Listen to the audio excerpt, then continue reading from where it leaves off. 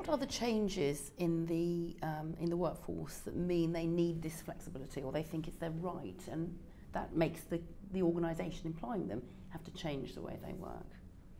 I think it's interesting. I think it's part of it is what I talked about earlier with the way companies work internationally is changing.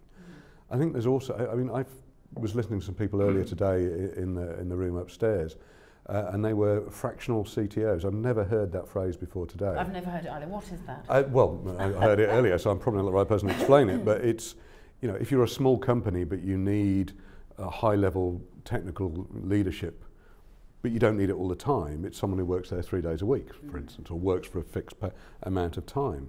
And I thought it was a really fascinating development that I'd never come across. And there's more and more people who are working in that way, who are not coming to an office every day and sitting in front of a computer, or coming to a factory every day and building microphones or steel. I read an article in a magazine on an aeroplane somewhere that there's a young couple who don't have a fixed home. They travel around the world and they work remotely all of the time. What about the gender balance of the workforce? That's obviously been a factor in terms of flexibility. Oh, it's inevitable, isn't it? She says, turning to the woman on the table, but not having any personal experience. But it's inevitable, our gender balance is improving gradually, and that will have an inevitable effect. But then, so too is our acceptance that men that are having families are also having equal opportunities to take flexible working. So it's not purely about women per se, but.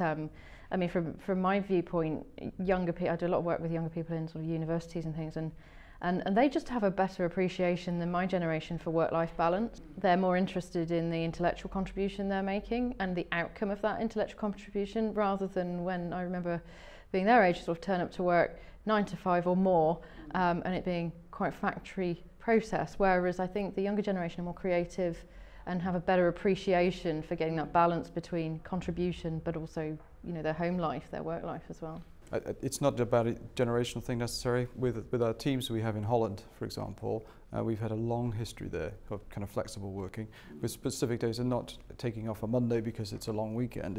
It's a Wednesday, because on a Wednesday afternoon they could be doing at a kind of university place, or they might be doing handball training or something. It is a complete So there's I noticed that working between Holland and the UK, the difference in Holland versus the UK in terms of the acceptance of that piece and the work-life balance.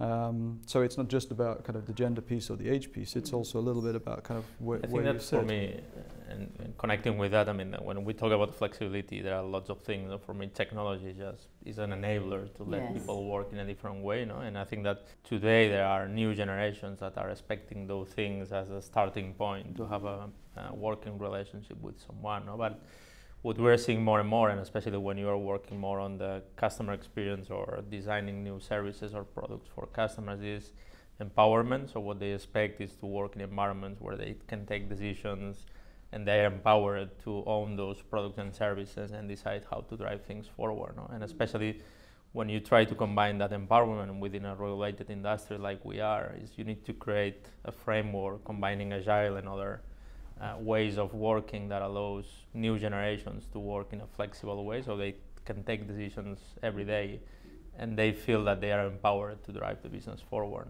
Because what we're seeing is that they are expecting technology as the basics covered, but on top of that they expect to be able to have that flexibility in the workplace to decide how to create new products and services.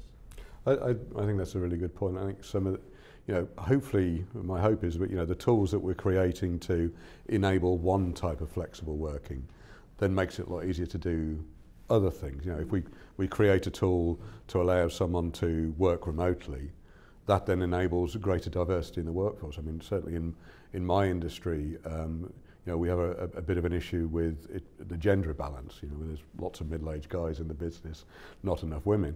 Having said that, my company CEO is actually a woman. But if we can enable, produce the tools for one kind of flexibility, makes it easier to do other things. And then moving away from a 9 to 5 based, presence-based measurement of how people are achieving, where we can, obviously not everywhere. Then makes it easy to measure people on task and completing actual doing work rather than just being present. Of course, sometimes the flexibility is imposed on the workforce, isn't it? I mean, if we think about the gig economy, we've seen court cases where contractors have challenged the idea that they're not an employee. How is that affecting other industries, aside from organisations like Uber, for example, or I don't know, Deliveroo, or some of the brands we know employ lots of contractors who are not their employees?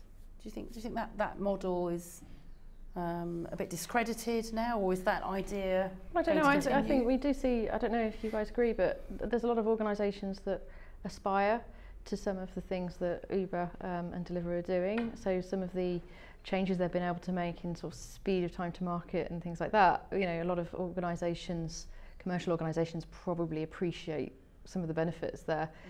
Probably more, and the consumers are probably a little bit more uncomfortable with Uber and those kinds of organisations treating the employees the way they do. But from my perspective, I see there being great transformations in time to market and delivering services to clients that they really want to consume, and a lot of businesses looking quite enviously upon those organisations, saying it'd be great if we could do some of that as well. Yeah, I mean, it clearly differs between the sectors. So we're in a very much a B2B context. Yes. So the kind of there's no demand to kind of scale up or scale down at high speed.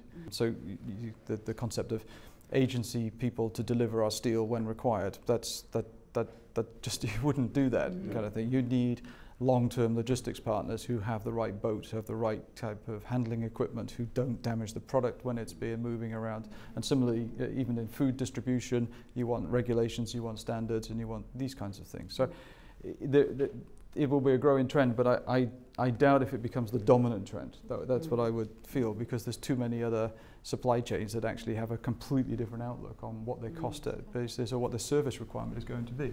There's another dominant. Yeah. Oh, go ahead. No, I was going to say that for me, it depends about the skill set that you are trying to bring on board. No? So, for example, for us, when we work on UX and designing interfaces, sometimes it's good to have people that is at the same time working in other industries or companies, because they bring completely different angle to what you are doing. No? So if you have someone that has recently been designing the Deliveroo app experience, that can help you do something in terms of how to open up a new account into the mobile app and bring that thinking into what you are doing, it helps. And sometimes it's on those skills, it's crucial to have people that is not working full time for the same company every day, because if not, they will be so much driven by about what happens in their industry. No?